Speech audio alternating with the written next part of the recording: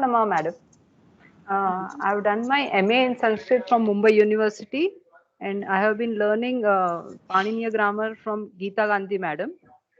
And also, I am a student in Paribhashindu Shekhar class, and now I wish to learn the Kashika Vritti, Samas Prakran, Kashika Vritti. Thank you.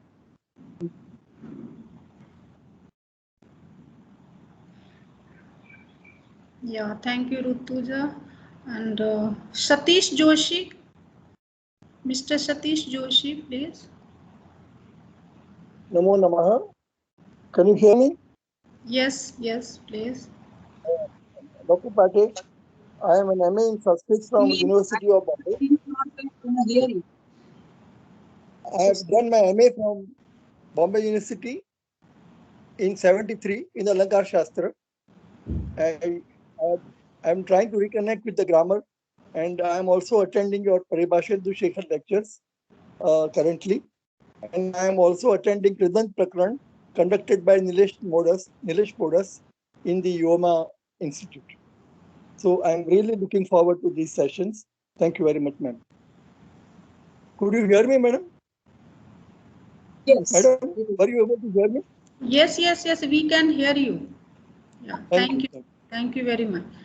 Now, Sunita Nikalji.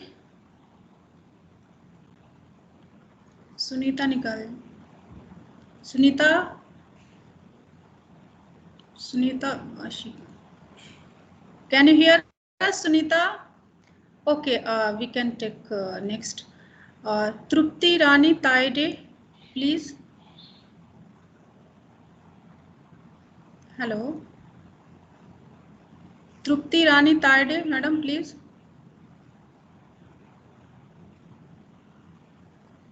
No. Shanti Priya. Hello. Shanti Priya. Hi, namaste. Okay. Hi. Dragomir, oh. Dragomir. Oh, hello. Yeah. Hi, sorry. Hi. But you have mentioned your name Shanti Priya, that's why. Okay. Shanti Priya, I'm Dragomir Dimitrov. Shanti Priya is the equivalent of my first name. Okay. I'm very glad to join now this session, and I'm really privileged to attend the lectures of Professor Bhatti. So thanks a lot for this opportunity. I have been involved with grammar for the last 20 years or so, especially Chandra. Some 20 years ago, I started working on Ratna Srijnana and Ratnamati, who happens to be the second most important Chandra grammarian after Chandra Gomin. I've been working in the last years with Professor Deokar and with Chojo Miyazaki in Japan on a partial edition of the Chandra Panjika by Ratnamati. And we also worked with Professor Deokar on an edition of the Shabdartha Chinta by Ratna Srijnana or Ratnamati. So, of course, I'm very much interested now to attend also this workshop and to enjoy all the contributions and all the feedback from everyone there. Thanks a lot. Thank you very much. Yes, now I introduce myself. Hello, madam, and hello, everyone. I'm Talat Praveen, Assistant Professor, Department of Pali. I did MA, MPhil, and PhD in Buddhist Studies from Delhi University. And I'm teaching here philosophy, Abhidhamma philosophy, Buddhist psychology, and as well history. But yes, I'm teaching Pali language also. But when I was studying in MA, in Buddhist studies and MPhil, and when I was a student, then yes, I came across to this Buddhist Sanskrit text. Yes, I can read Buddhist Sanskrit text, but I don't have a very good background of the Sanskrit. But yes, I'm a student of, I can say, the Pali language, and I'm teaching our student the Kachana grammar also. So really, this is the very best opportunity, for me. So I'm learning right now this samasa. Of course, we will learn the samasa, but we have seen this karaka section and many different important information and we have seen in madam last classes. So really it's very best opportunity for me to learn madam. So thank you very much, ma'am. We will learn many things from you. Yes, we need to learn the Sanskrit grammar also, because we are a teacher of the language, so we know the other language as well. Thank you very much. Thanks to all. Yes, madam. Yes. I'm waiting for the orders. Yes, yes. So now, next just now, Lata madam, she joined. So now yes. Yes, madam, can you hear me? Lata madam? Dr. Lata Devkar. Yes. Yes, please, yes, I can. Yeah, yeah. So please, you can introduce yourself, please. Yeah, so my name is Lata Devkar and I'm student of Sanskrit grammar.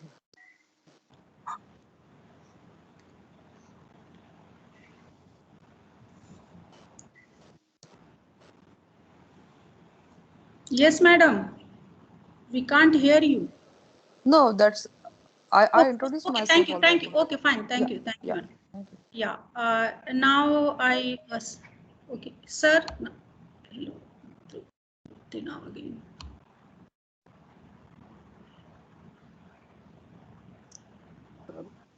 Sorry, if there are others who did not join us before but would like to introduce themselves, please feel free, because some of you, I think, could not speak because of some technical problems either, or I don't know. Yeah, So if you wish to introduce yourselves, please do it right now. Sunita, maybe. Sunita Nikajadi or Deepak Gaikwad. Yes. Hello. Yes. Hello. Yes, please. Yes, please. Good evening. Trupti Taide from Pali department. I am assistant professor in the department and I teach Pali literature.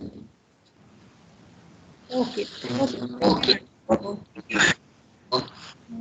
Now, Sunita, is possible for you? Can you introduce yourself?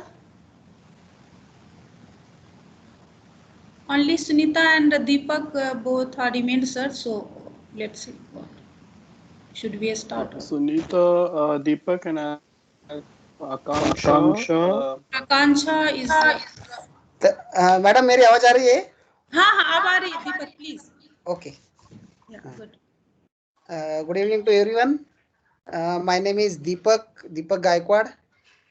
I have completed my MA in Pali in the Department of Pali, Savitribai Phule Pune University. Right now, I am doing my PhD under the guidance of Professor Devkar sir on the same grammar section of Chandra Vyakaran and the same Samas section of the Chandra.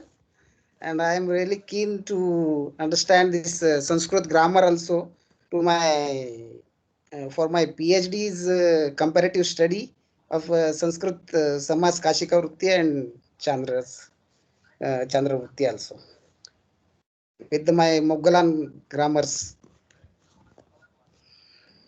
Okay. Thank you. Okay, thank you.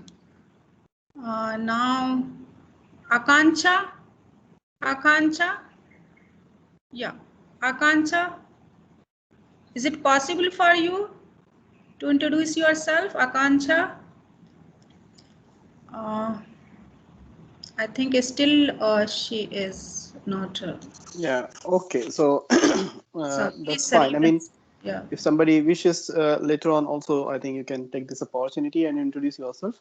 Yes. Why we did this particular round of introduction is that this is going to be a reading workshop, and this is not going to be a lecture. So we expect more interaction. Professor Bhate has already expressed her wish that, I mean, if you would like to take the questions, and if there is anything which if we don't understand, we should immediately bring it to her notice, and it will be a reading class.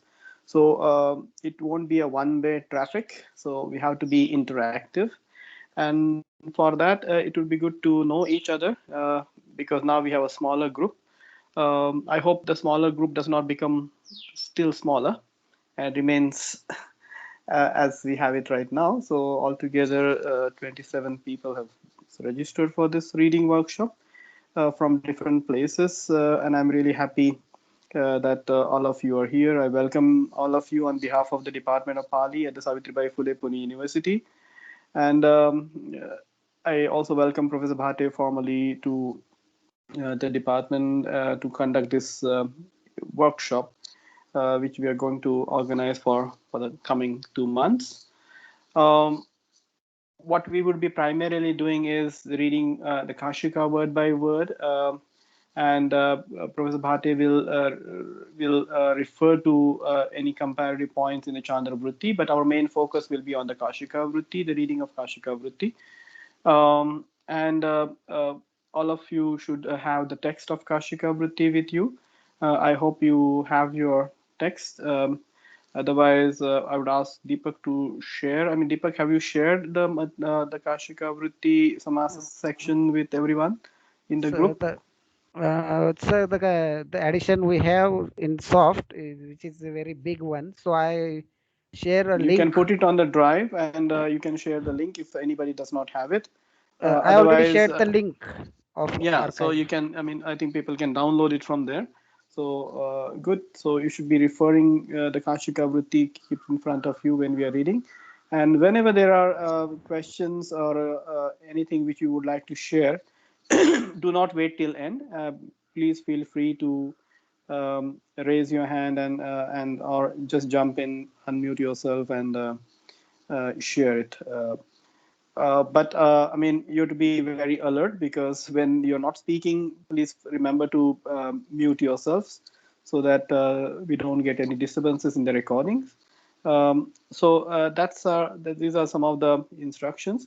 And I think Professor Bhate, I mean, today we have started on Tuesday and Saturday, and I think Professor Bhate has also made one request. She probably thinks that this Monday, I mean, instead of Monday, Tuesday and Saturday would be better. So I will also kind of going to propose this, that if all of you have no real problems or questions regarding the schedule, instead of Monday, Saturday, we can actually continue even for the next classes on every Tuesday and Saturday. So that was a proposal from Professor Bhate. If you have any difficulties, of course, we can keep the old timing as we announced. But this is what Professor Bhate wanted me to ask all of you. So please feel free to give your opinions. You can put it in a chat or something. Otherwise, I think we'll be now embarking on this journey together. And I request Professor Bhate to take the steering in her hand. So and please steer us through the Samasa section. So Professor Bhate, this is over to you now. Thank you very much. Okay, thank you, Professor Devkar. Hello, my friends. First of all, I would like to know whether I am audible and visible clearly. Yes, madam.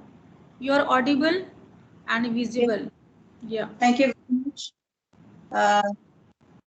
I would like to sincerely thank the authorities of the University of Pune, the Department of Pali, and in particular Professor Mahesh Devkar for offering me this Kensei Foundation visiting professorship, which I have gratefully accepted.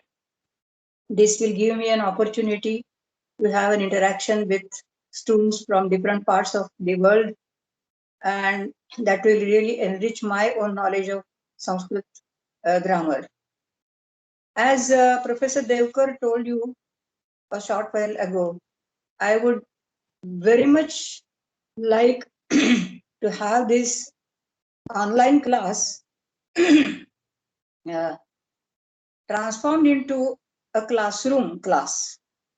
So whenever I am reading a text, you can simply interrupt me at any point of time and ask me any question or add any information which you would like to do, because then only we will have a feeling of a living class, and that I really very much am looking forward to, and I really would appreciate that.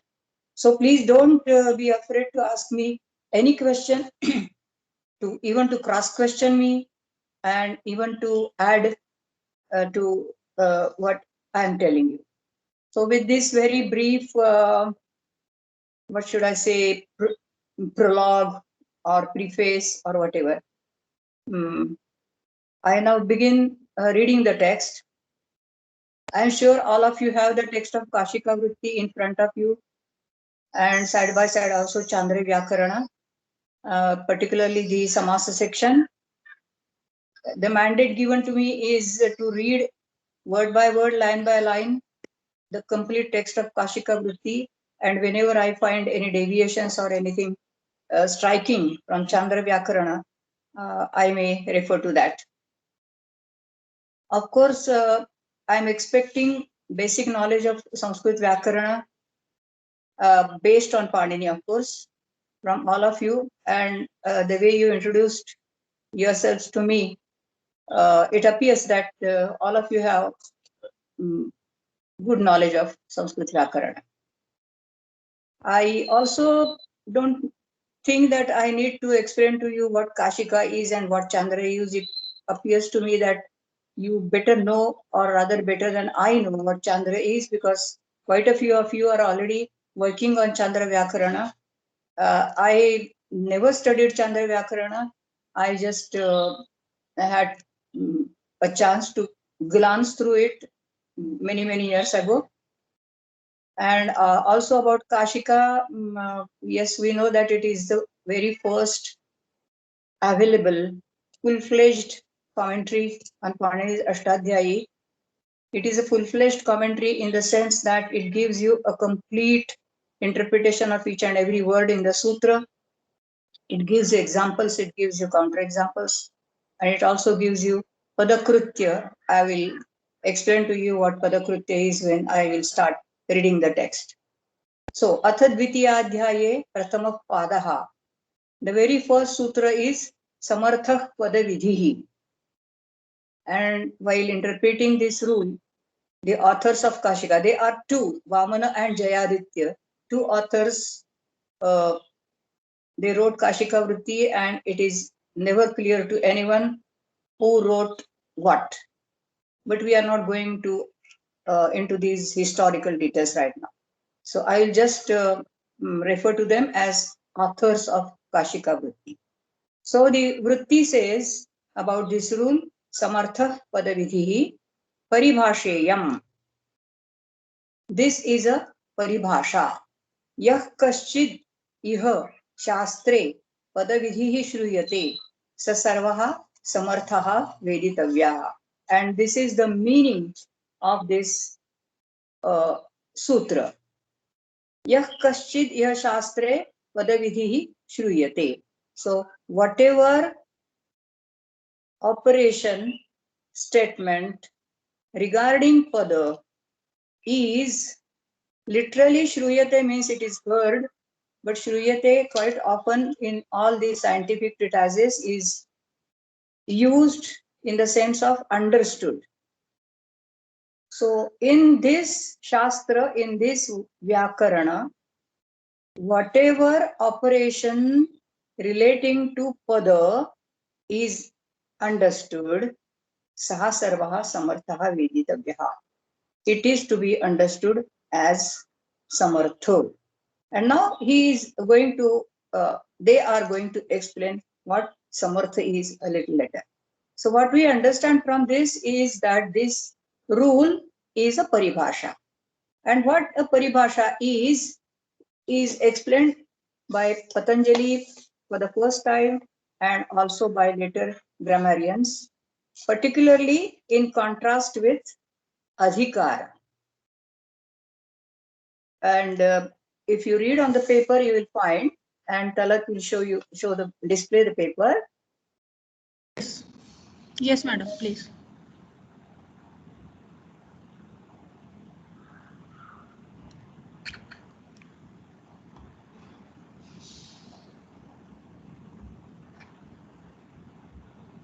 Yes.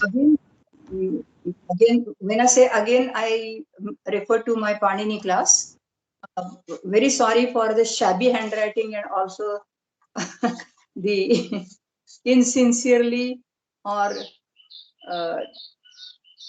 like an illiterate person photographing the paper and sending it to you. I'm extremely sorry for all these things, but please bear on with me. So, Bhashya on this very rule, Samarthak Padavidhi, also addresses the question whether this is a paribhasha or adhikara. And Patanjali says, adhikaraha pratiyogam tasya anirdesharthaha iti yoge yoge upatisthate. Adhikara is again a technical term and it is used to refer to one of the 6 types of sutras. Those who attended Panini workshop, they very well know. And even generally students of Sanskrit grammar, they know these 6 types of sutras. One of them is adhikara.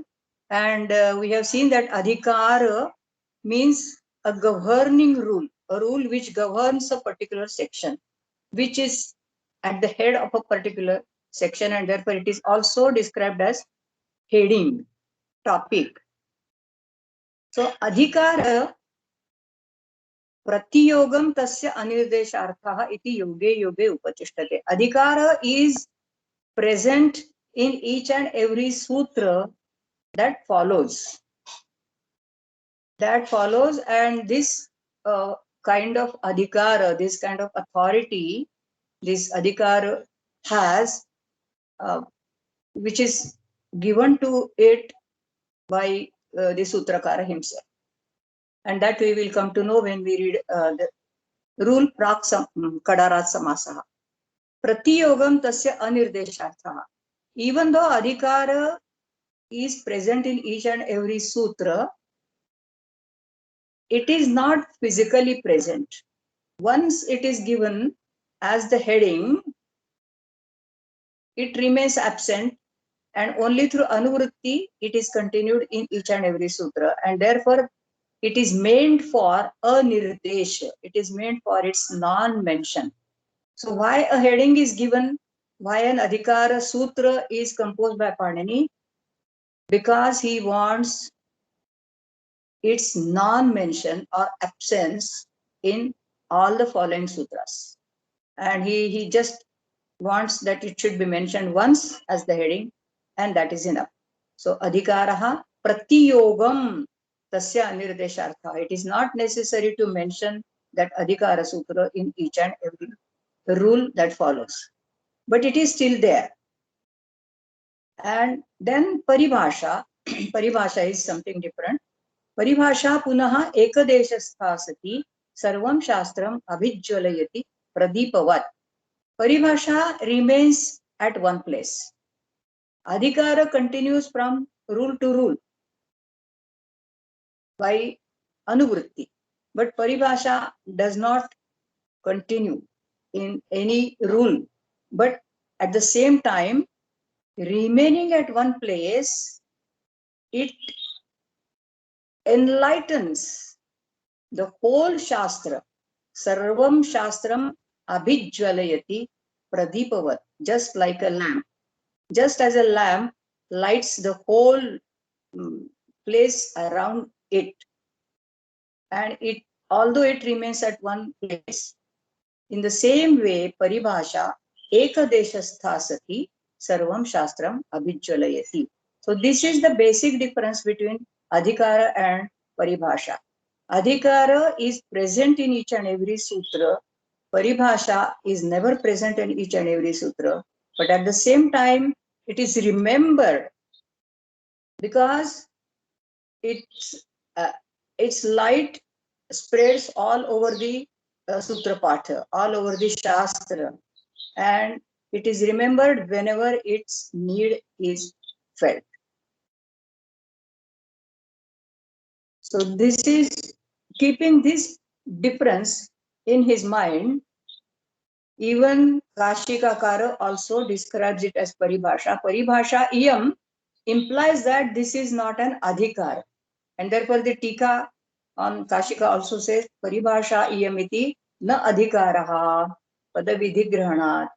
Had the rule Samarthak Padavidhi been an adhikara, it would have continued in each and every sutra that follows in this samasa section.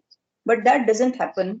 It doesn't make any sense if it is continued in each and every sutra. On the contrary, the sense of the whole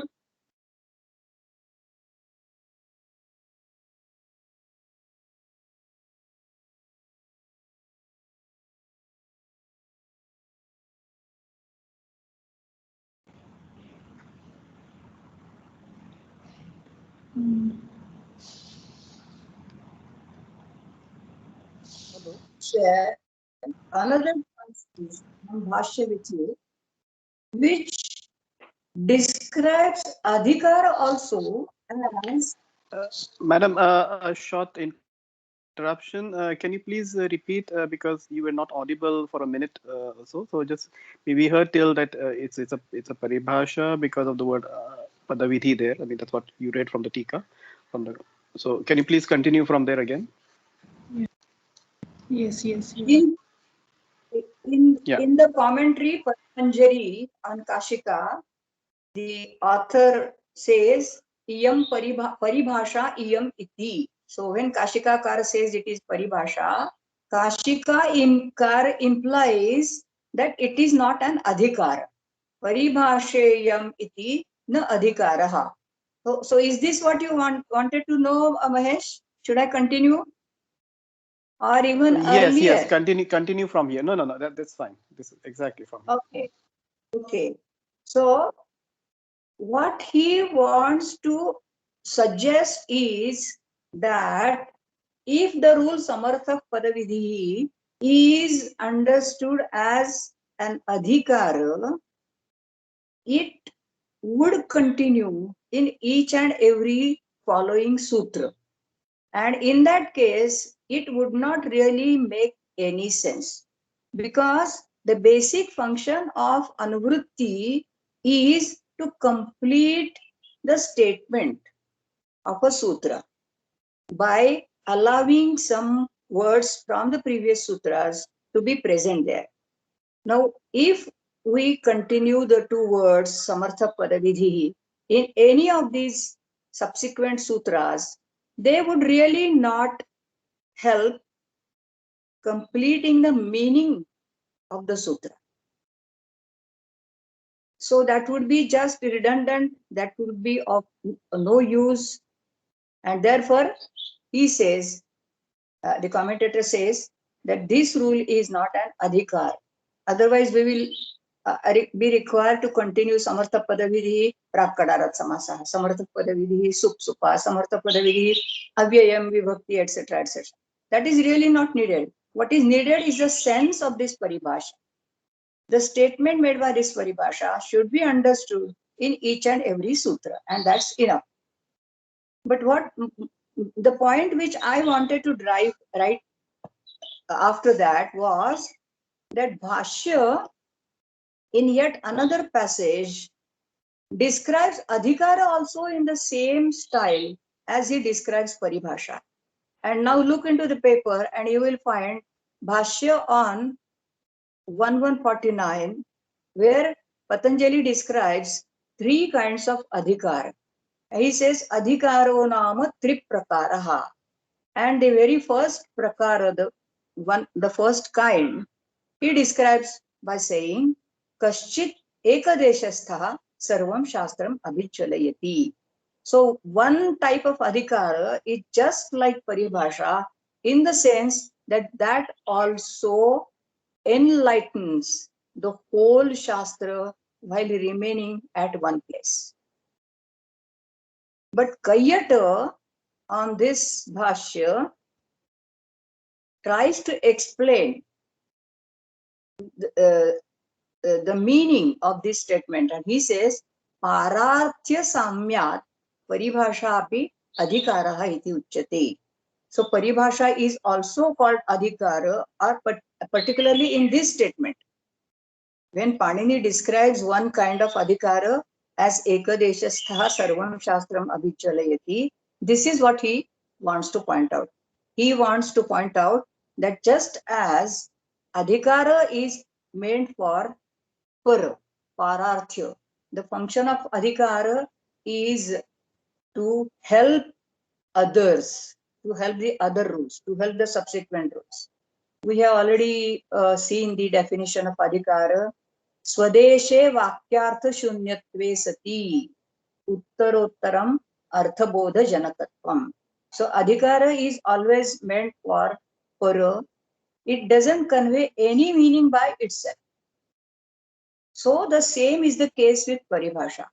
Paribhasha in its own place doesn't convey any meaning in the sense that it doesn't add any statement into the sutra patha, into the text of the Ashtadhyayi.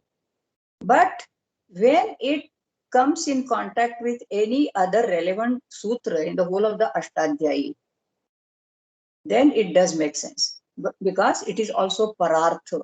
So pararthya samya paribhashapi adhikaraha iti uchyate.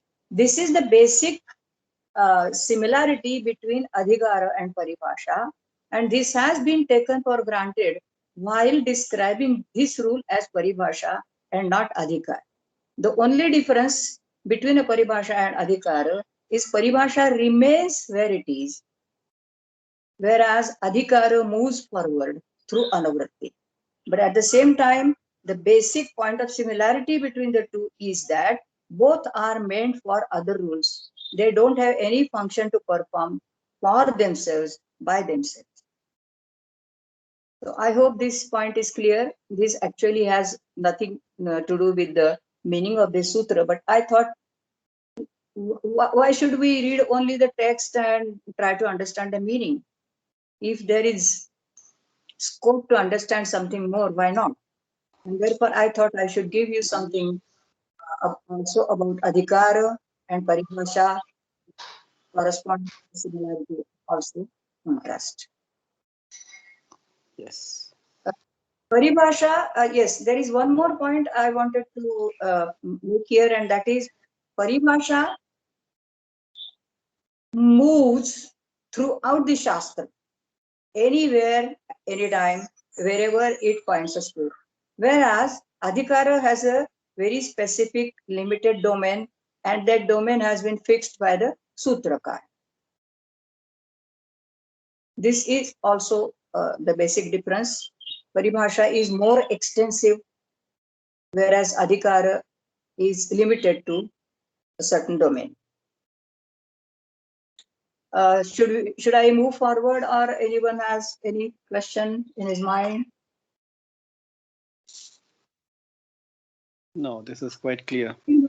That if somebody wants to ask, let him straight away unmute and ask me, as Mahesh did. Or otherwise, I will go further. Hello. Yeah. Hello. Ma'am, myself Yes. Rujita Shah. Ma'am, Yes. can we get one example of this type of adhikara where it stays in its place and it lights up other sutras? As far as I remember, there is one such rule in the whole of the Ashtadhyayi. I don't have any idea about the other rules, but the rule Purvatra Siddham in the 8th chapter, second pada, rule number 1, that is always described as both the adhikara and paribhasha. Because it is adhikara because it continues continues in each and every sutra that follows. And it is paribhasha because the whole of the Tripadi is asiddha for the whole of the Sapada Saptadhyayi. So in that sense, it is Sarvam Shastram Abhijvalaya. And it is adhikara in the sense that the words Purvatra and Asiddha, they are continued throughout the rest of the Tripadi. Is it clear now? Yes, yes, ma'am. Thank you, ma'am. Okay. So, shall we move forward then? Yes. Vidhi iti vidhihi. Padanam vidhihi, pada vidhihi. So now he tries to explain what is pada vidhihi. And first he gives us the derivation of the word vidhi. Vidhiyate iti vidhihi. Again, you can see on this paper, I have given the derivation of the word vidhi. Vidhi is a krudanta. It is derived from the root dha with the upasarga vi, and the suffix, the krut suffix added to that is ki. And the rule is upasarge ghoh kihi. Upasarge upapade. Ghoho means ghu is a technical term. Dadha gwadap, you know. So in case of dadha, roots and the suffix is ki. Again, this rule is stated in the section bhave akartaricha karaki. So whatever suffix is stated in akartaricha karake and bhave adhikara, that rule, that suffix teaches, or that suffix is added either to convey bhava or to convey any karaka other than kartru. So here, ki can convey, the suffix ki, it can convey either bhava or karman, and then we can have two different words of the same form vidhi. But first, let us try to arrive at the form vidhi. Vidha ki, then next stage, by the rule lashakva tadhite, the letter ka, or the phoneme ka, becomes it, and by the rule tasya lopaha, it is dropped. What remains is just e. So we have vidha e. By the rule ato lopa iticha, a of the root dha is dropped. So we have just vi, the, e, and then vidhi. So the word vidhi is derived by adding the suffix ki, which can convey either bhava or karman or any other karaka, but in this particular case, it appears to be used to convey these two meanings. When this word vidhi is used in the sense of bhava, it means vidhiyate iti, iti vidhana. In that case, it might refer to some kind of a process, operation. Whereas, if it is understood in the sense of karman, then it means vidhiyate asau. And here, he has taken it, although he has used it or mentioned it is vidhiyate iti vidhihi, he has used it in the sense of karman. Because if we understand it in the sense of bhava, then it would refer to the process or the operation or generation or creation or something. Because vidhi itself, vi plus dha means to create, to generate, to form, to make, or anything similar to that. So vidhi, if we understand it in the sense of karman, it would mean that which is made, which is generated, which is produced out of padas. But if it is taken in the sense of bhava, it would mean generation of pada, pada nishpadana. And this is not what is pada vidhi as it is understood here by Panini, according to the commentators. So pada vidhi refers here not to the generation of pada, not to the derivation of a pada or padas. It refers to the nishpanna pada, that pada which is a product and not production. So if it conveys bhava, it would refer to production, creation, process of generation. So it involves process. Whereas if it is used in the sense of karman, it means that which is stated, that which is generated. Samasa is not a process.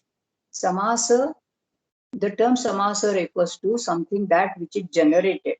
We say Rajapurusha iti samasaha. Of course,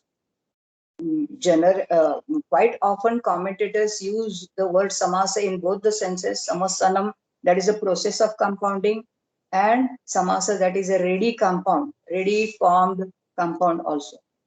But here they say that this padavidhi means the generated form samasa is samartha, because they want to show the meaning of samartha in such a way that it describes a compound which is already formed, and therefore they try to explain the word padavidhi in the sense of karman.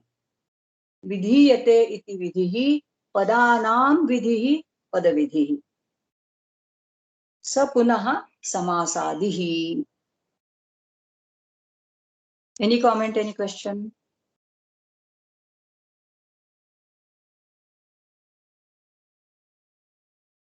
Okay, in that case, I continue. Just one question. So when we are saying that this refers to the product, but then isn't it the case that this is basically a condition for producing that product? I mean, this is a condition for forming a samasa, right?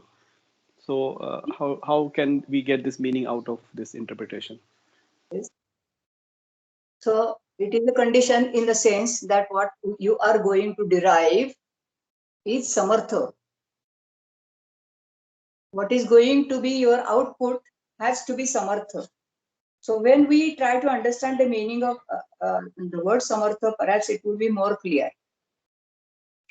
And in fact, Patanjali, we don't find it in Kashika, but Patanjali has used this word samartha to refer to both the process, we can say the underground thing, and also the outcome. So samarthya means something different when it refers to a ready-made form, when it refers to a compound, and it means something different when it refers to the constituents. So in both the terms he refers to the word samartha, but that does not happen to be the point here, because even the commentators I have seen on Kashika, they try to show that here it doesn't mean to convey the meaning bhava. Okay, let us first try to understand the meaning of samartha, and then we will discuss it further and try to find out if it also refers to the process. Okay. So Kashika says samartha shaktaha. Generally, we find shakta as a dictionary meaning of the word samartha. We will continue further what Kashika talks about shakta. But first of all, let me talk to you about the word samartha. Commentators, right from Patanjali, try to give different meanings to this word samartha. And it begins with the meaning samanartha. Samartha means samanartha, conveying the same meaning. But even this meaning, although they try to show that this is the literal meaning, this is the original meaning, I really have failed to understand how we can understand samanartha from samartha. Because in that case, the word has to be samartha, because the two components sama and artha coming together would make the compound form samartha. Samaha artha yayoho athava samaha artha yasya saha samartha. But if it is sam and artha, I really wonder if the upasarga sam can also mean samana. But these commentators, they appear to have taken this word samartha in the sense of samanartha as the original meaning of samartha, the literal meaning of samartha. Anyway, let us not go into those details, but this meaning is found to be attached by some grammarians, even Katyayana. The very first one to mention that is Katyayana. But Kashikakara refers to Shakta, which is a dictionary meaning, which meaning was already found in the usage, Samarthaha, Shaktaha. And Shakta means capable. Shaktaha kasmin karmani, capable of doing what? And then he further explains it as Vigraha Vakyarthabhidhane Yashaktaha Sasamartho Veditavyaha. Shaktaha, capable in expressing the meaning of the sentence of the or of the constituent analysis. Vigraha Vakya itself means constituent analysis. And this is well known to all of you what a constituent analysis is, those who have studied Samasa section. Rajnya Purushaha is a constituent analysis of Raja Purusha. Neelam Kamalam is a Vigraha Vakya of Neela Kamalam. So whatever is the meaning conveyed by the Vigraha Vakya must be conveyed by the Samasa. So here, Mahesh, it shows that Samartha is used here to refer to or to describe Samasa as a ready form, as a derived form. Because Samasaha Vigraha Vakyartha Abhidhane Shakta. It doesn't refer to the process, but it refers to the product. Vigraha Vakyartha Abhidhane Yaha Shaktaha Saha Samarthaha Veditavyaha. So the compound which is derived has to be Samartha, has to be able to convey the same meaning as that of the constituent analysis. This is the meaning of this Kashika text.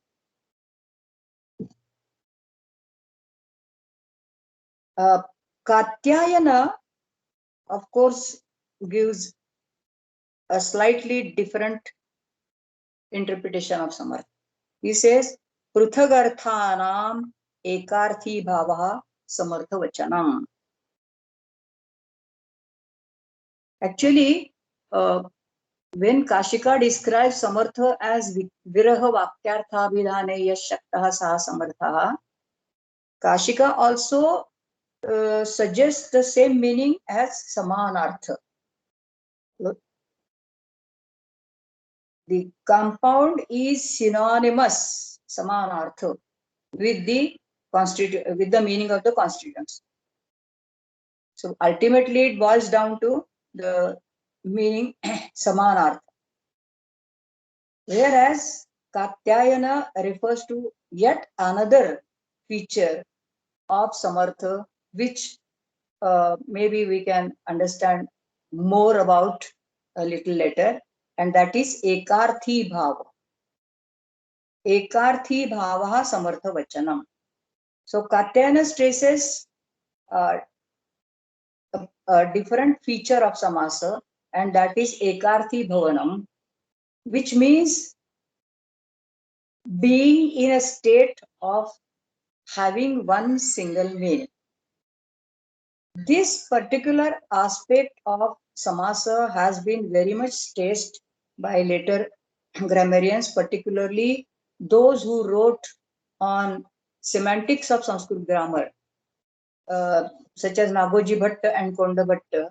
They always describe Samasa or the meaning of Samasa as Ekarthi Bhav.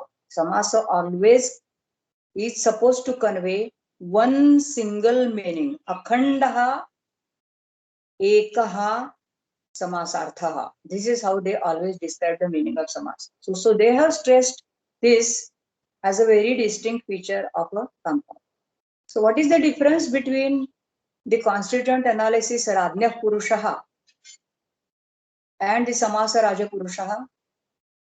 From Radnya Purushaha, we understand two different meanings, Pruthag Arthanam. Whereas from a compound like Raja Purushaha or a compound like Neela Kamalam, we understand one single integrated meaning. So this integration is a very clear, distinct feature of Samasa according to Katyayana. Now we have to find out whether authors of Kashika also refer to this. Patanjali, yes, Patanjali does refer to it, but little later, and he tries to modify it. Maybe if we find some opportunity, we can discuss that also, even in this class. So I move forward. Athava samartha padashrayatvat samarthaha. Samarthanam padanam sambadhanam sambadharthanam samsrushtarthanam vidhi veditavya. So this additional meaning of samartha, which is different from the one which is given earlier, is also stated by the authors of the Kashika. Earlier, samartha was explained as conveying the meaning just shakta, capable, and finally it led to the meaning samanartha. Samartha meaning samanartha through the meaning shakta. But now he gives you another meaning, and that is sambadharthanam samsrushtarthanam vidhi padavidhi. Samartha padashrayatvat samartha. So this is a secondary kind of a meaning. Padashrayatva. So it's understood through lakshana. Samartha pada, yes, samartha padashrayaha bhavati, sopi samartha. Samartha is that which rests in the words which are samartha. Samartha padashrayatvat samartha. Which are those words where it rests? The words which we find in the constituent analysis. Which are sambadho? Which are the samartha padas? The samartha padas are those which are sambadho, the words which are semantically related. So here we come across yet another feature of compounding, not a compound, but compounding. The words which are going to be compounded must be semantically connected. Sambadhartha. They must be parasparanvita. They must have expectancy for each other. Expectancy is akanksha. Akanksha is one of the three conditions for an expression to be meaningful. Akanksha, yogyata, and sannidhi. These are the three conditions, and akanksha, it means expectancy. For instance, Radnya must have an expectation for Purusha, and Purusha must have an expectation for Radnyaha in order to complete their meanings. This is Samarthya. This is Sambadharthatva, the meanings connected with each other. Samarthanam padanam sambadharthanam.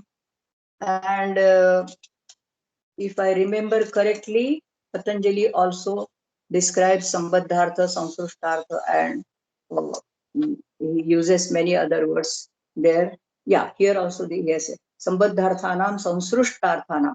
Samsrushtartha means the meaning is mixed with each other. So when Raja Purusha becomes a compound, Raja doesn't have a separate existence, Purusha doesn't have a separate existence. And this point also has been explained in later texts like Vyakarana Bhushana in Samasa Shakti Nirnaya, this particular chapter from Vyakarana Bhushana. And there also they say that Raja has no meaning in the compound Raja Purusha. Purusha has no meaning in the compound. So what meaning we understand is something different from Rajnaha and Purusha. And that meaning is one single indivisible meaning. And this is implied by the word samsrushtartha, the meaning fused together. I vaguely remember in some commentary, I don't remember in which commentary, but it is described as milk and water, they are mixed together. You cannot really separate it. There is only one animal, and that is Rajahamsa, who can separate water from milk. Otherwise, nobody can do it. So this is how the words in a compound, they are mixed with each other. Samsrushta, they become one with each other. Like Ardhanari Nateshwara, you can see. Then can we call it Ekartha? Samsrushta means Ekartha? Yeah, it is the same as Ekartha. Yes.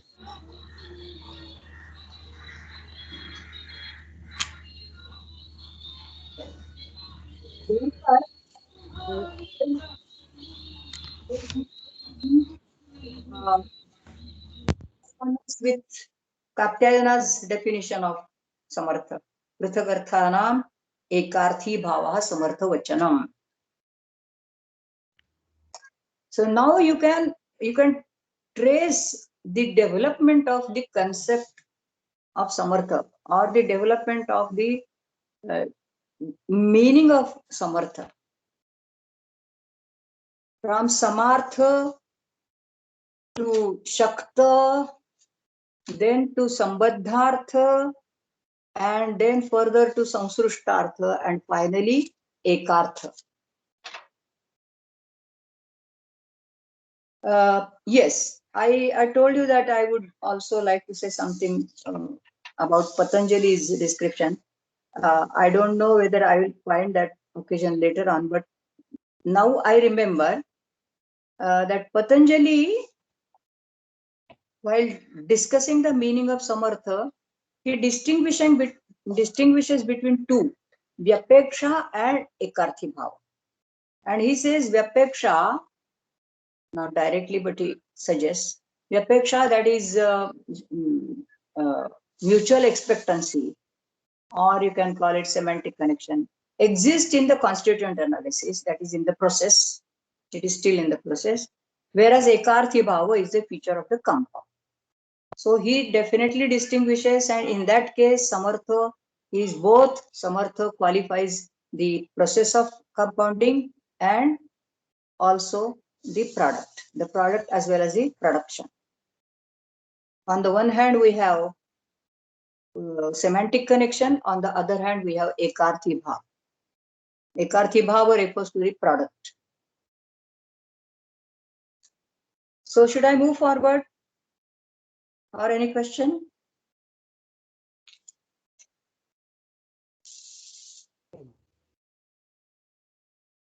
It looks like no question.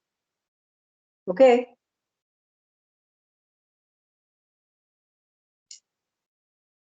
Yeah. Vakshyati. Ditya shritatita patita gatatyasta praptapannaihi kashtam shritaha kashtashritaha samarthagranam kim pashyadevadatta kashtam shrito Vishnumitraha Gurukulam. Vakshati, he is going to teach, or he is going to talk about this sutra, he is going to state. Vakshati, he is going to teach, or he is going to state. And who is this he? Pandini, of course.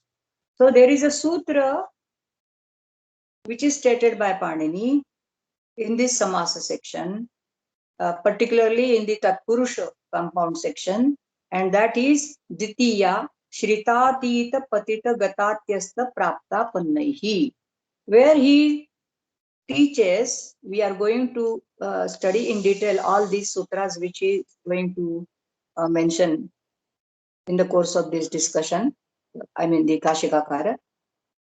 So what this rule teaches is that a word in the accusative is compounded with the words Shrita, Atita, Atita, Patita, Gata, Atyasta, and Prapta and Apan. And one of the illustrations of this compound is Kashtam Shritaha, one who has resorted to hardship.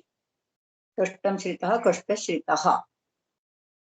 Now here he is trying to explain why a compound is based on Samarthya. What is Samartha there in this compound? Samartha Grahanam Kim. Now, this paribhasha, which tells us that every compound has to be Samartha, itself is questioned by this statement, Samartha Grahanam Kim. Why should we mention that this has to be Samartha? This samasa has to be Samartha. Samartha Grahanam Kim. And then he gives a counter example. Vasya Devadatta Kashtam Shrito Vishnu Mitraha Gurukulam. So here we have two different sentences. Vasya Devadatta Kashtam. So see Devadatta, the painful deed. Devadatta, O Devadatta, see Kashtam. Kashtam is generally used as an indeclinable. In later classical Sanskrit, we have seen it so several times, particularly in Sanskrit dramas. Aho Kashtam, Aha Kashtam, and so on. So Kashtam means, oh, it's very difficult. This is very painful. It's a very painful experience. Oh, I really feel very sorry, and so on. So here, O Devadatta Pashya Kashtam. See, it is very painful. It is a painful deed. And the sentence is over. And then there is another sentence. Shrito Vishnu Mitraha Gurukulam. Vishnu Mitra has resorted to the house of his teacher. So we don't know what exactly the person who speaks these two sentences wants to convey, but perhaps he wants to tell us that Vishnu Mitra going to Gurukula is very painful for the person who speaks. Oh Devadatta, see, it is so painful. Vishnu Mitra has finally taken resort to Gurukula. Well, the intention of the speaker is not clear to us. We have to imagine, and imagination, you can go on and on. You can imagine anything, but this is not an occasion to imagine for us. What we want to point out here, or what the authors of Kashika want to point out in this case, is that these being two different sentences, Pashya Devadatta Kashtam, Shrito Vishnu Mitraha Gurukulam, these being two sentences, there is no semantic connection whatsoever between Kashtam and Shrita. Because Kashtam is semantically connected with Pashya. Devadatta, Pashya, Kashtam. And Shrita is semantically connected with Vishnu Mitra or Gurukulam, whatever. Shritaha kaha? Vishnu Mitra. Shritaha kim? Gurukulam. So Shrita is connected with Vishnu Mitra and Gurukulam, and Kashtam is semantically connected with Pashya and also Devadatta. Since there is no samarthya between Kashtam and Shritaha, no compounding is possible. Since the words Kashtam and Shritaha are not samartha with each other, you can say they are not samartha with each other. Therefore, there is no compounding possible. This is the answer why the word samartha is mentioned in each and or is implied in each and every rule teaching samas.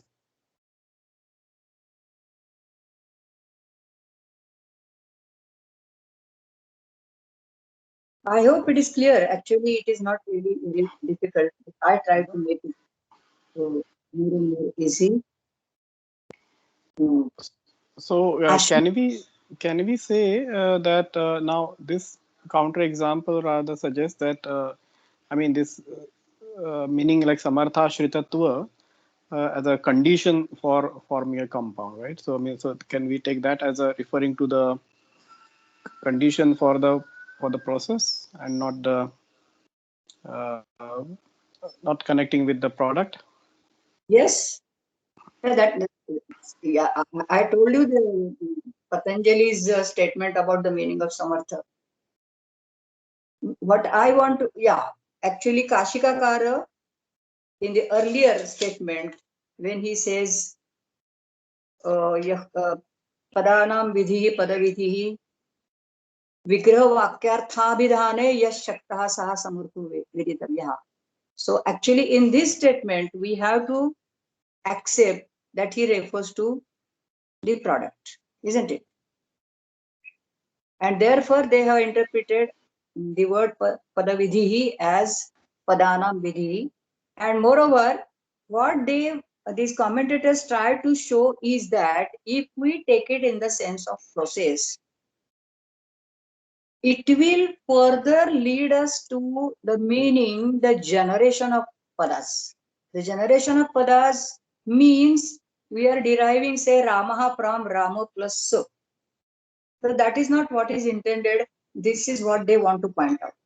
And therefore, they want to avoid the meaning bhava.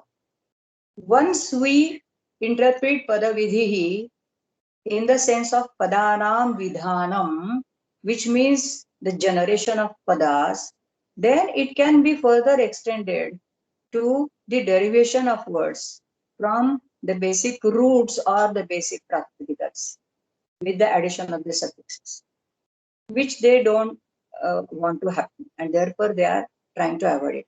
But anyway, later on, it, as you have pointed out, even here, Kashikakara also has tacitly accepted that the word samartha also refers to the process, because the words kashtam and shitaha, they have to be samartha in the sense that before the compound is formed, there has to be semantic connection between the words.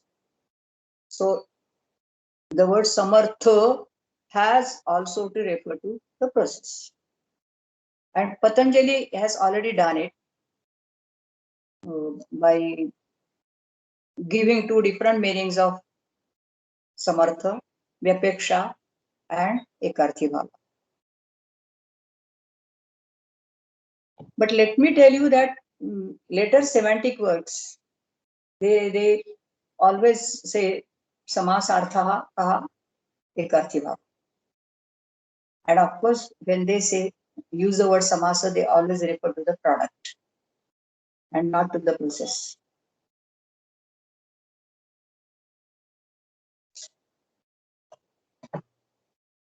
Okay, Mahesh? Yes. Yes. Probably this is also can tell us why. I mean, in the Chandra system, they formulate the rule with the ekarthi bhava in the rule. Yeah. Okay.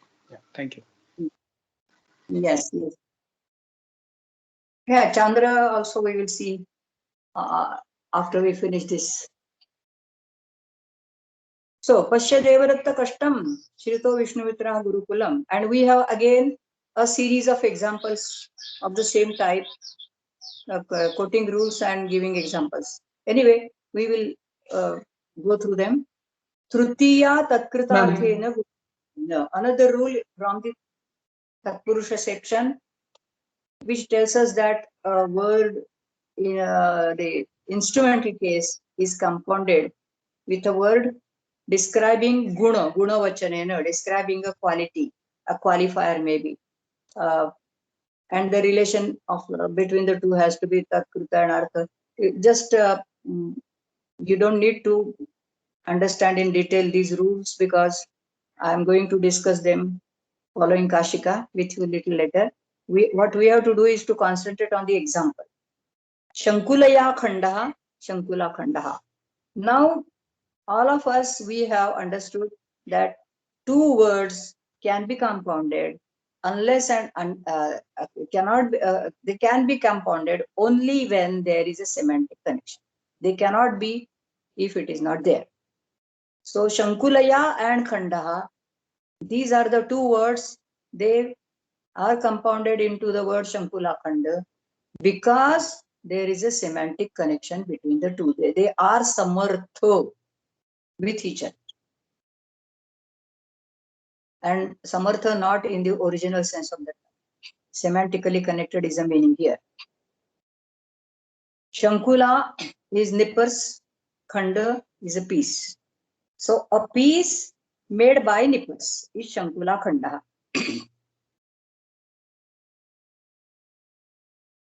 Obviously, we understand the samartha between the two, the semantic connection between the two.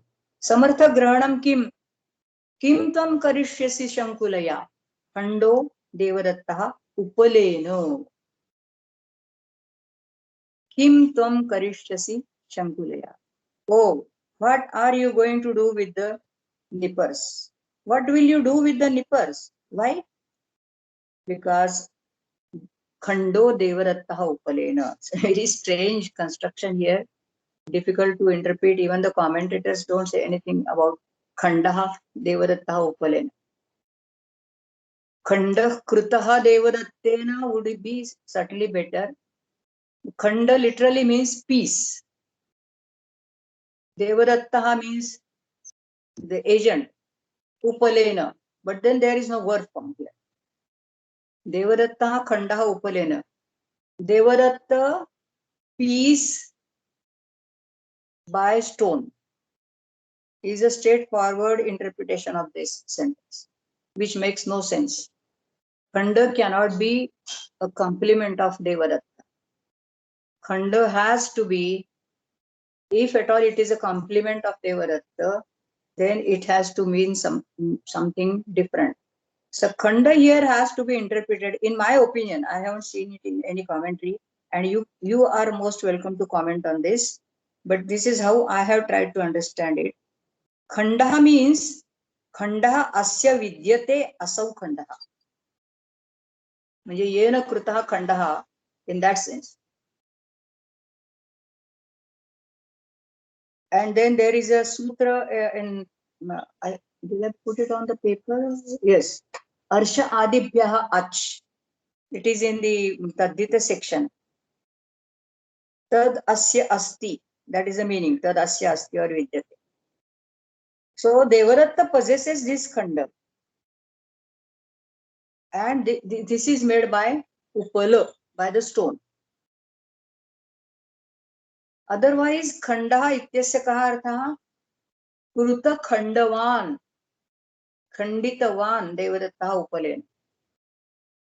It should have been like this. Khandaha Krutaha Devadattena upalena. Or Khanditavan Devadattaha upalena. But Khanditavan is not possible because he wants to show how the words Shankulaya and Khandaha are not semantically connected. So Khanda has to be retained. You cannot change it. You cannot make it into Khanditavan. But if you have to retain the word Khandaha, then either you have to say Khandaha Krutaha Devadattena upalena. Devadatta has cut the piece with the stone. So now what are you going to do with the nippers? This is the straightforward sentence, and we can certainly understand the meaning. Kim tam karishyasi Shankulaya Khandaha Devadattaha upalena. What are you going to do with the nippers now? Devadatta has already cut the piece with the stone. Somehow a very strange construction, Khandaha Devadattaha upalena. If anyone of you can offer a better interpretation of the word Khandaha, or if you can find a better rendering or interpretation of the word Khandaha in any other commentary, is most welcome. But whatever is in front of me, whatever I have seen, like commentaries like Padamanjari and Nyasa, I couldn't find any satisfactory explanation of this. They only say as atra upalena krutam khandanam na shankulaya, and therefore there is no semantic connection. That is quite obvious.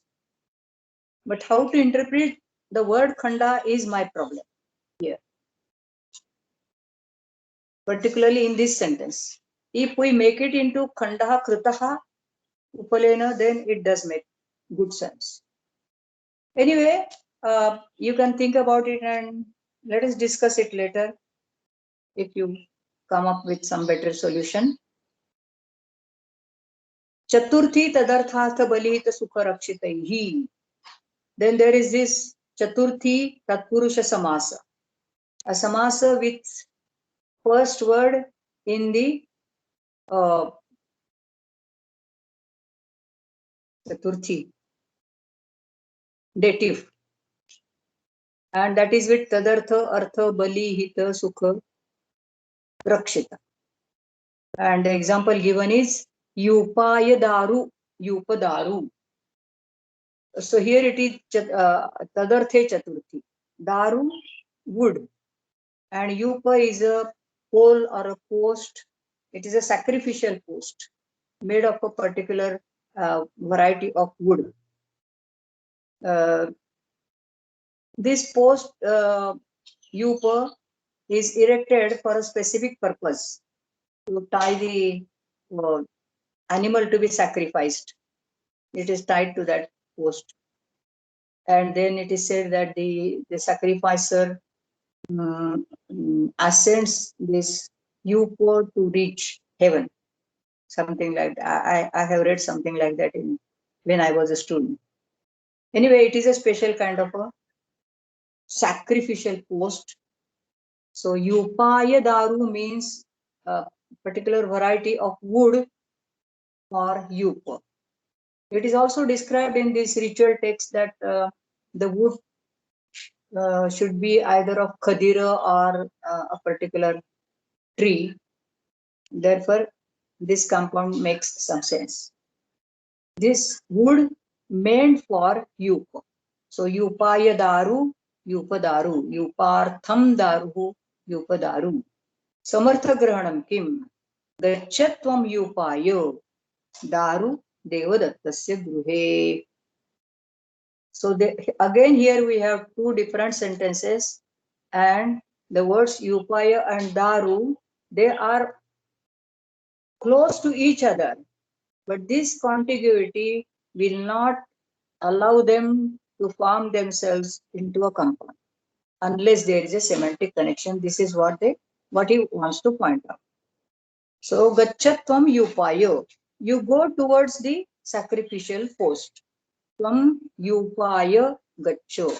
Chaturthi is also used to denote the object towards which one has to go, and therefore Gachatvam Yupam or Gachatvam Yupaya, both these constructions are correct according to Panini. So you go towards the sacrificial post, and Daru Devadattasya Gehe, the wood is in the house of Devadatta. So again, what exactly he wants to suggest, or what exactly he means by these two sentences and how he tries to connect them is not very clear. You go towards the Yupa, and Daru or the wood is found in the house of Devadatta.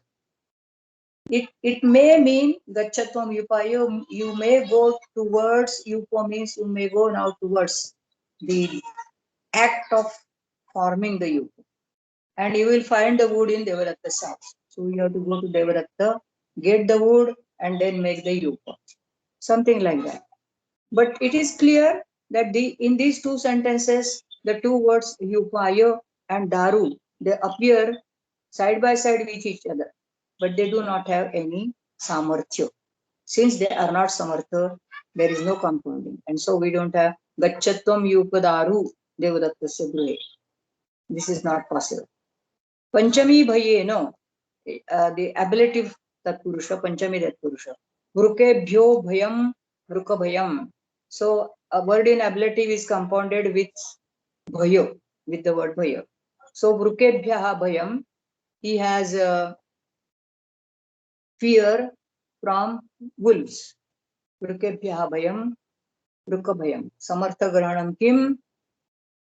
गच्छत्वं मा वृकेभ्यः भयं देवदत्तस्य यज्ञदत्ता त्वं वृकेभ्यः मा गच्छ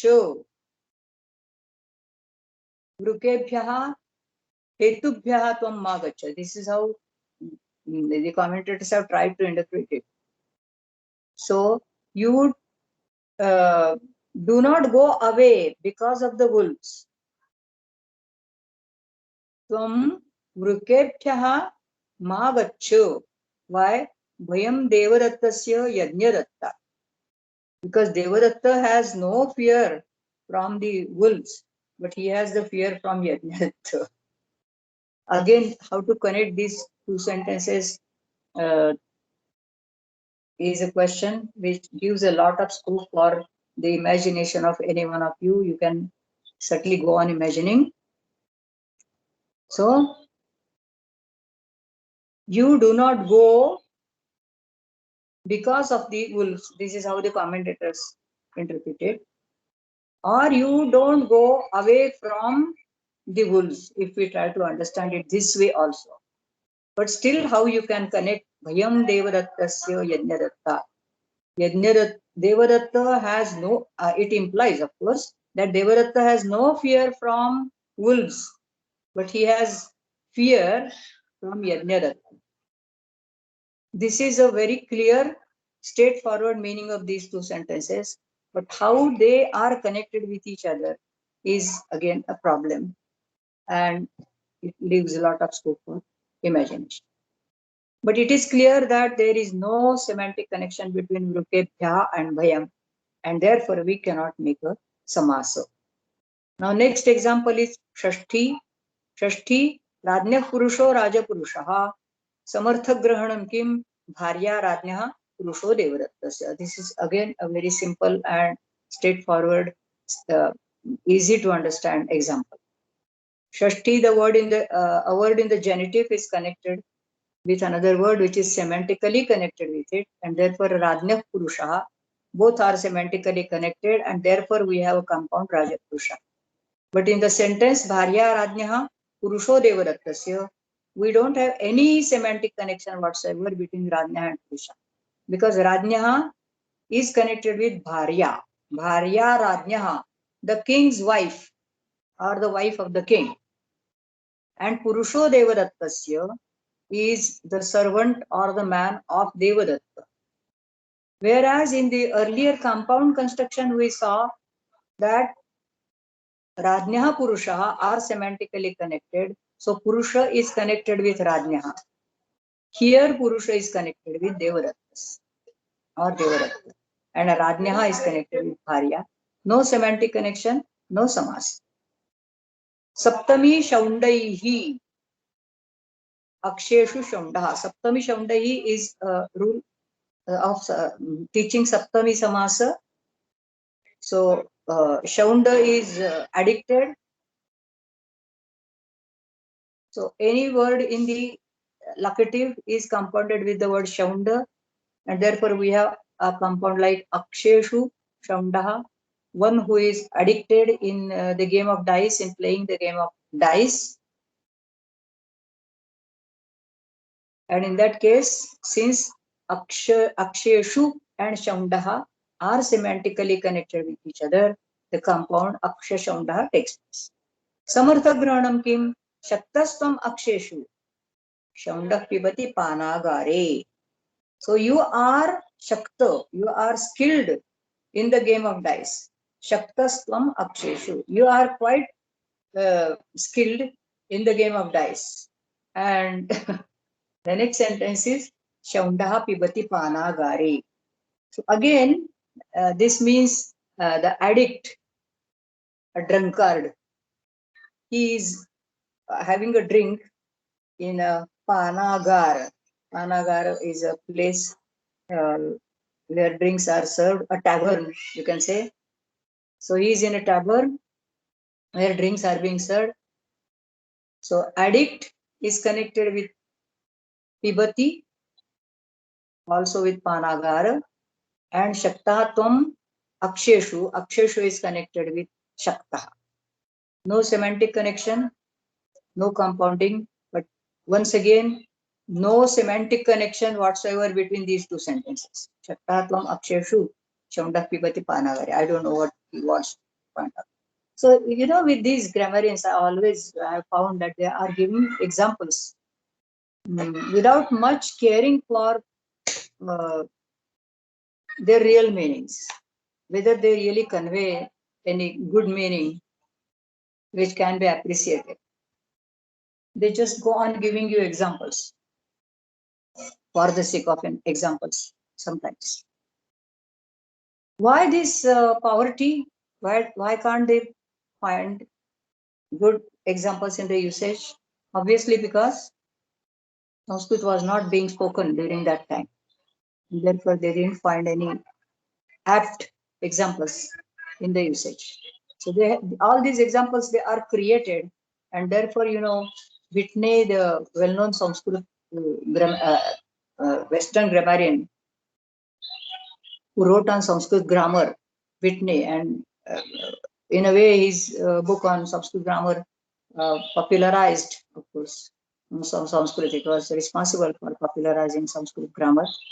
But he also accuses these Tikakaras, these commentators, as creating what is known as grammarians Sanskrit.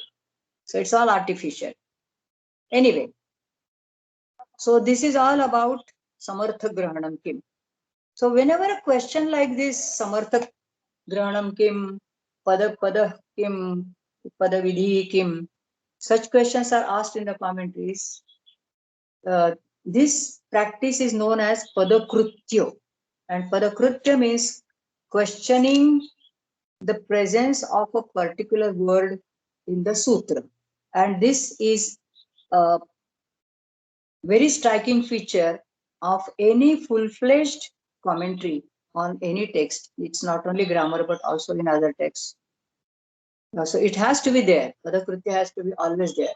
In Patanjali's Mahabhashya, sometimes we come across these Padakrutyas, not always.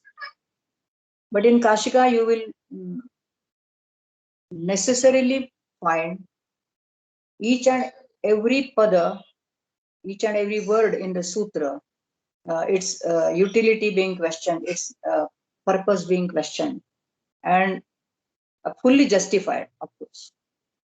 Sometimes Patanjali is found to also reject certain words. This is not necessary, it can be something else.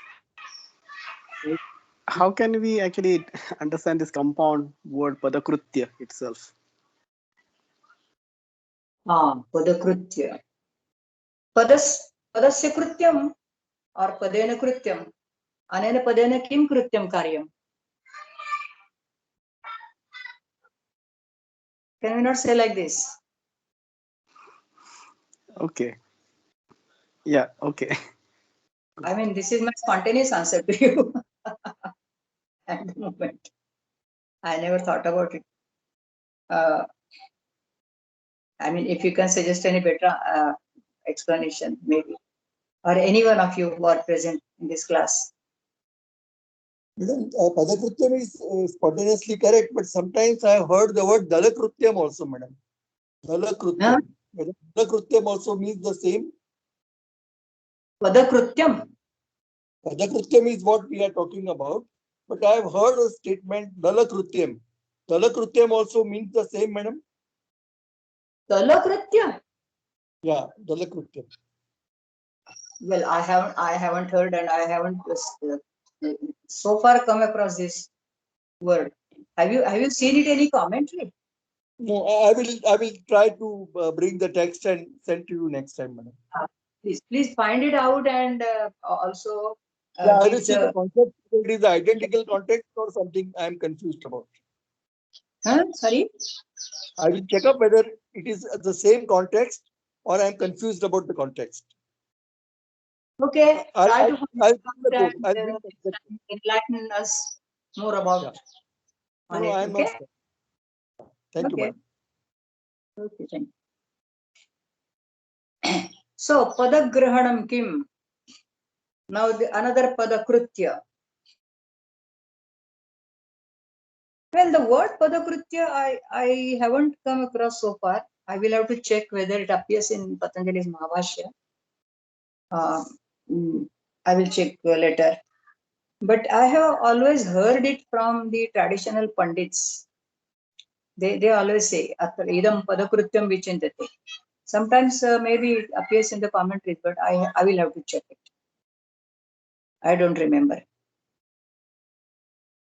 Anyway, so padagrahanam kim varnavidau samartha paribhasha ma bhut.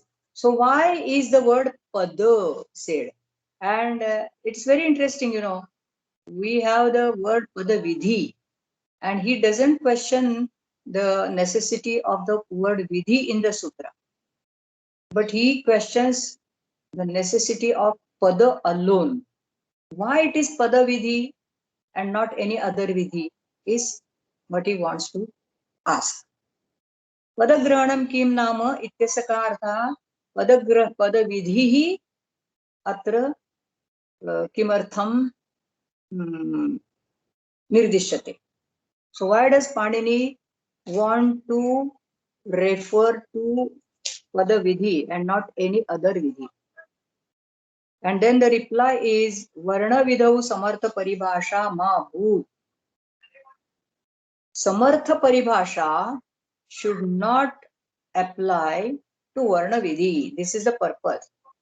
So what he wants to say is that the condition samartha is necessary only in padavidhi. It has nothing to do either in varna vidhi or any other vidhi. We have already seen actually, well, in Panini class, but I think it is generally known to all the students of Vyakarana that there are 4 levels of grammatical operations in Panini's grammar. That is Varna Vidhi, Anga Vidhi, Pada Vidhi, and also Vakya Vidhi. And on each level, Panini prescribes different kinds of rules. And also on each level, most probably on every level, he also gives some conditions. So this condition of Samarthya is confined to Padavidhi. So this condition does not apply on the level of Varna Vidhi. And Varna Vidhi means a grammatical operation which is related to phonemes. So what is required for a grammatical operation dealing with Varnas is just the presence of a phoneme, irrespective of whether it makes any sense or not, whether it makes whether the 2 phonemes they are semantically connected or not, nothing. Generally, a grammatical operation concerns 2 units, and therefore we always talk about the connection between the 2. So whether the connection, the relation has to be meaningful, or it is just, you know, they have to be close to each other, samhita, close connection is the question. So in case of Varna Vidhi, what is required is just the close staying of phonemes together, samhitayam. Varna Vidhau samartha paribhasha ma bhut. And we don't really require any semantic connection between 2 varnas when any kind of grammatical operation has to take place between the 2 varnas. And what kind of grammatical operation takes place between 2 phonemes? When they are very close together, they generally it is sandhi. It's coalition. They coalesce into either they fuse into one another, or one phoneme affects or causes modification in another phone. So this kind of change can take place without there being any kind of meaningful connection between the 2. And he has given an example, Tishtatu Dadhyashanatvam Shakena. So here again we have two sentences. Tishtatu Dadhi Ashanatvam Shakena. Tishtatu Dadhi. So leave the curds. Let the curds be there. Ashanatvam Shakena. You eat with vegetables. So these two sentences at least make some sense when they are put together.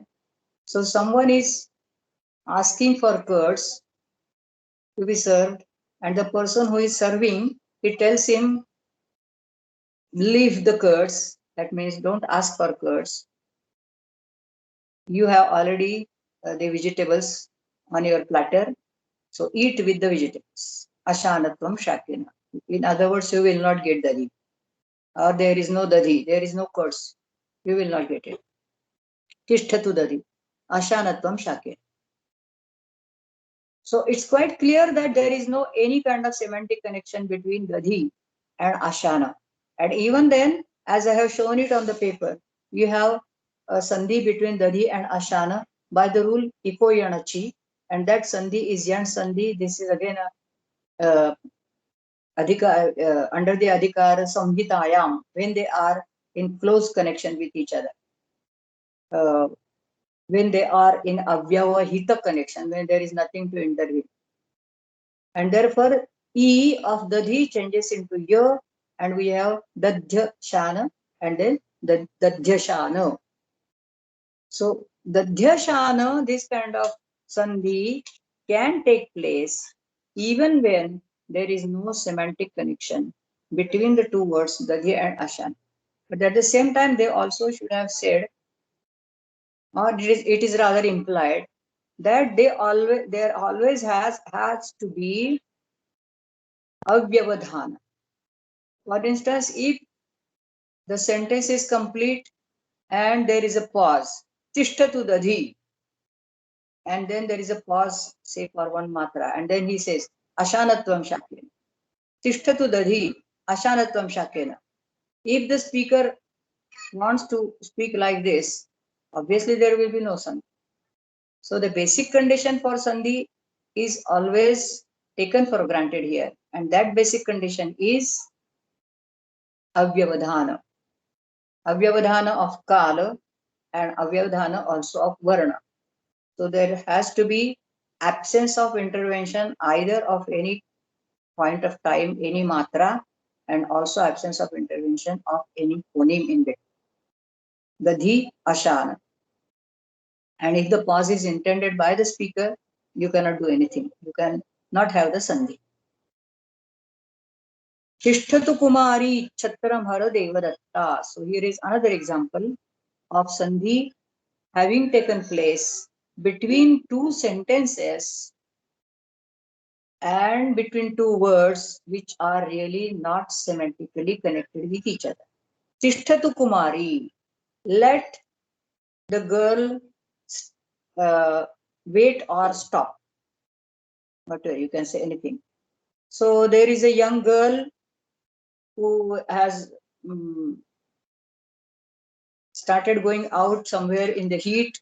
She's on the street, and there is a hot sun in the sky, and she's actually being very much disturbed by the sunshine, by the heat of the sun. And therefore somebody who is very kind, he says, oh, let this young girl wait here. Tishtatu kumari chatram hara devadatta. You go and bring the umbrella from Devadatta and give it to her. This is what is implied. So this complex sentence also makes some sense. Tishtatu kumari chatram hara devadatta. And here we have a sandhi, kumari chatram. So there is a slight addition, a little addition of ardhamatrika addition of ch. And this is stated by Panini by the rule dirgha. I have shown it on the paper. Kumari chatram originally, and then by the rule dirgha, there is tuk augment. So ta is added after Kumari. So we have Kumarit Chatram, and this ta changes further into cha by another rule kharicha. So we have Kumarich Chatram, Kumarich Chatram. And in this case, when we read the complete sentence, we find that Kumari and Chatra are not samartha with each other. Therefore, the Kashikakaras, they comment, Yanadeshaha Nityaschatuk Bhavati. Actually, they should have said Nityaschatuk Bhavataha, because there are two different agents. Yanadeshaha Bhavati, Nityaschatuk Bhavati. These are two different sentences.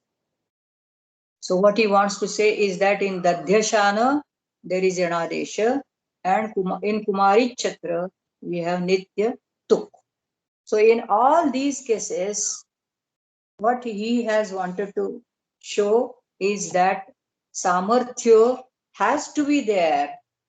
It has necessarily to be there if we want to form two words in a company. They have to be contiguous with each other, that they have not said, but that is implied. Samipya is always a requirement for a compound. And at the same time, Samarthya has to be there. And on the other hand, Samarthya is not at all required for Varna Vidhi, and what is required is only Samipya. So this is how Kashika has tried to interpret the rule Samarthak Padavidhi, and it has described the rule as Paribhasha and not Adhikara. It has tried to interpret the word Samartha. The word Padavidhi is initially interpreted in the sense of Karman, but later on it also implies the meaning Bhav. Samartha initially interpreted as Shakta, which implies the meaning again Samanartha, and further also Ekarthi Bhava. Ekarthi Bhava through Sambandharthatva and Samsushta. And then he gives you the purpose, or explains the purpose of the mention of word Samartha, which means that the very purpose of the Paribhasha itself. Why is this Paribhasha required for Padavi? And he gives several examples. And then why is Samartha required only in Padavidhi, or it is also a requirement in other vidhis? This is what he wants to describe. So shall we go to Chandra? I think we will have to stop here for today because it's already 6:30. Yeah. So I think in our next reading we can take up Chandra. So in a way, it's a good point to stop. People can go through the text again and digest the Kashika, and then next week we can go through the Chandra explanation. Yes, so before we stop, just a reminder that on Saturday we'll be having the last lecture of the lecture series on Introduction to Panini's Ashtadhyayi, and so we won't have this particular reading on Saturday.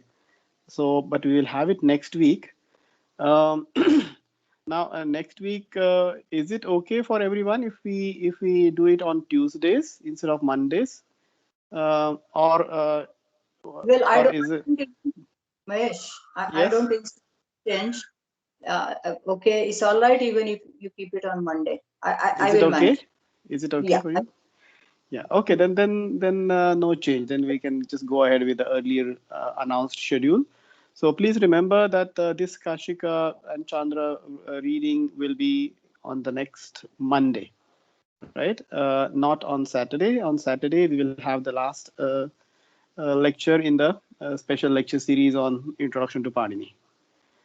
Okay, so with this, I think let me thank Professor Bhate for this wonderful class and so lucid explanation of the commentary. And I thank all of you also for joining. We are still to get some details regarding the payment details for those who are who will have to make the payments. Once it is there, we will share it with you. But I think that should not stop you from attending the classes. So we will meet again on Monday for the reading of the Kashika. Till then, keep safe and yeah, have a nice week ahead. So thank you very much to all of you. See you on Monday at 4:30 p.m. Sir, So thank you, madam. Yes.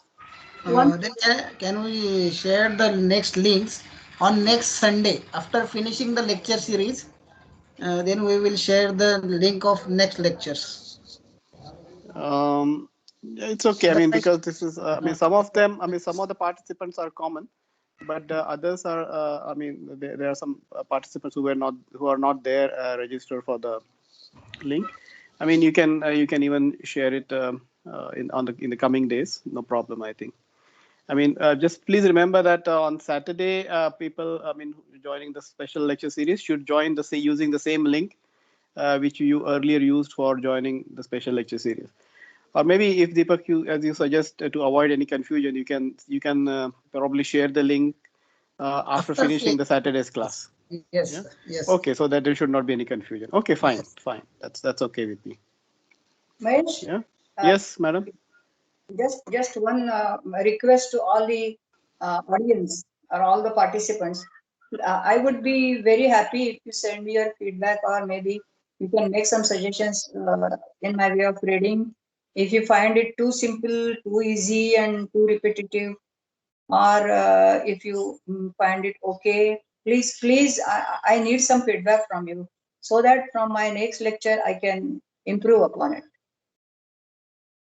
Yes, thank you very much. So please take a note of this, and if you have any suggestions, please feel free to share them. Otherwise, Send we'll them continue. Yeah, without you can fail. all. Yeah, yeah. Okay, so thank you very much then to everyone. So let's stop here for today. Thanks for joining. Thank you. Thank you, sir. Thank you, madam. Thank you, madam. Thank you so much.